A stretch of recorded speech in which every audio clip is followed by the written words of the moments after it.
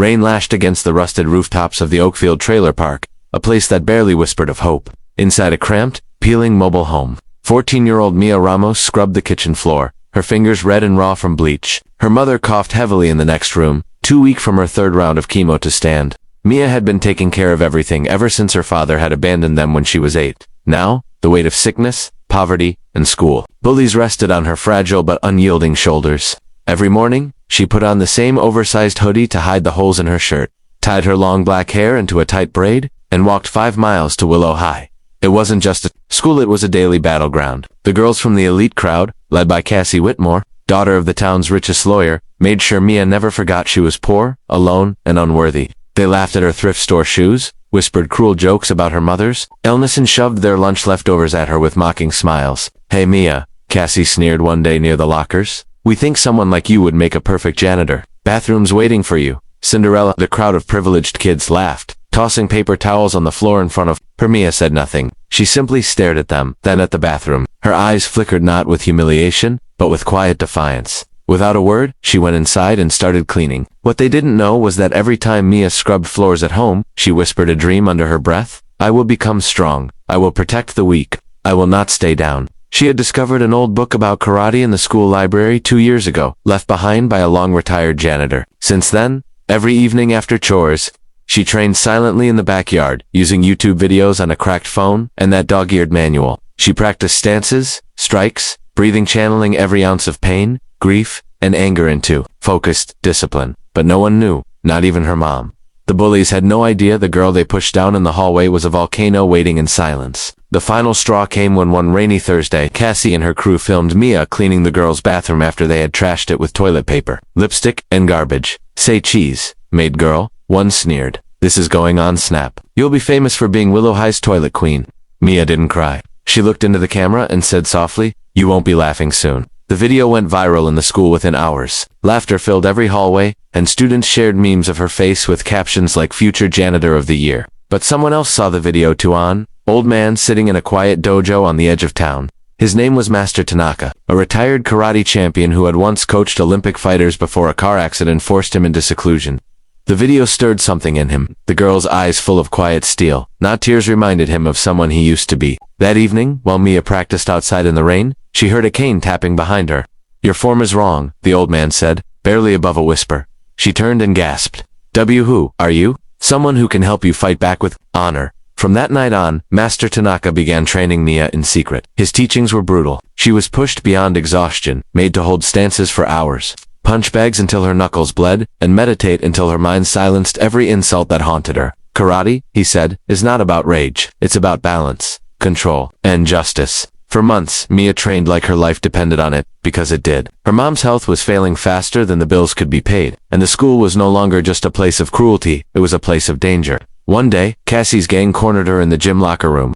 "We heard you think you're tough now," sneered Lindsay, her lanky friend with cruel eyes. "You want to fight?" Mia stayed calm. "I don't want to hurt anyone." "Too bad," Cassie grinned. "We do." They lunged, but this time Mia didn't flinch. She pivoted on her heel, blocked Cassie's slap with a single forearm, and gently swept Lindsay off her feet before catching her mid-fall and setting her down unharmed. "Please," Mia whispered. "Stop." The girls froze, stunned. She hadn't attacked, she hadn't mocked, she had simply defended and shown mercy. But the humiliation for Cassie was unbearable. The rumors spread like wildfire. Mia is a black belt. She took down Cassie and Lindsay without trying. She's a real fighter. Suddenly, the girl who had once been the school's doormat was being whispered about with awe. Mia never bragged. She kept walking to school every day, caring for her mom, doing janitorial work after hours to make extra money, and training at night. But her quiet strength started to inspire others. Kids who were bullied began sitting near her at lunch. A boy with autism, who had been teased for years, was defended by Mia when older students mocked him. Teachers noticed a shift too. Principal Harris called her in one afternoon. "Mia, are you teaching self-defense to students?" She nodded nervously. "Only if they want to learn. I don't want anyone to feel what I felt." The principal looked at her for a long moment, then smiled. "Would you be willing to teach an official class? After school?" Word of Mia's class spread quickly. She began training students not just in fighting but in confidence, discipline, and respect. Cassie, meanwhile, had lost her crowd. No one laughed at her jokes anymore. No one reposted her memes. She was just forgotten. But Mia didn't seek revenge. One day, she left a folded note in Cassie's locker. "You don't have to be mean to matter. If you want to join the class, I'll teach you. No cameras, no payback. Just people trying to be better. That night, as Mia stood on the school rooftop looking at the stars, she smiled to herself. She hadn't just fought back. She had risen above. The journey wasn't over. The battle wasn't done. But for the first time, Mia felt powerful not because of karate, but because she had chosen grace over vengeance. And that made her unstoppable. The gym at Willow High had never been so full. Rows of students, teachers, and even local news reporters sat shoulder to shoulder, eyes fixed on the transformed basketball court now turned into a makeshift dojo. Banners hung from the rafters, reading Willow Self-Defense Showcase, fighting for peace. But at the center of the crowd stood Mia Ramos, no longer the shy, hunched-over girl who once scrubbed bathrooms in silence, but a confident, grounded, young woman, standing barefoot in her karate gi, a black belt knotted firmly around her waist. Her eyes scanned the crowd not for approval, but for her mother, who had been wheeled in by a nurse and now sat proudly in the front row, her scarf wrapped gently around her head. Behind her, dozens of students Mia had trained waited nervously for their demonstration to begin, but this wasn't just about karate anymore. It was about reclaiming dignity, rewriting stories, and challenging the school culture of cruelty. Just months ago, Mia had been the invisible girl mopping floors and swallowing insults. Now, she was the reason students who were once bullied walked taller. Her story had inspired more than her classmates. It had rippled across town. Principal Harris had invited other schools to observe and even proposed a district-wide anti-bullying martial arts program with Mia as its founder. Yet not everyone celebrated.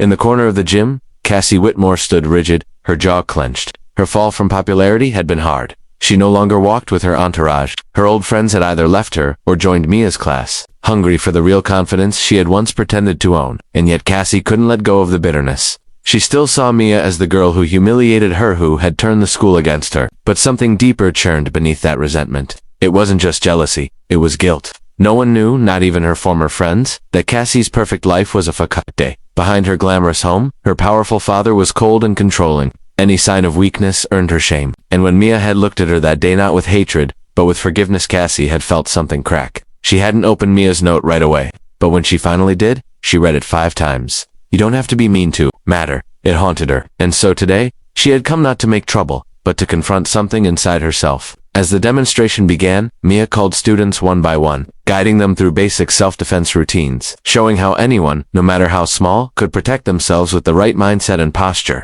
The audience clapped, but the most powerful moment came when a small 6th grader, Maria, stepped forward. She was trembling,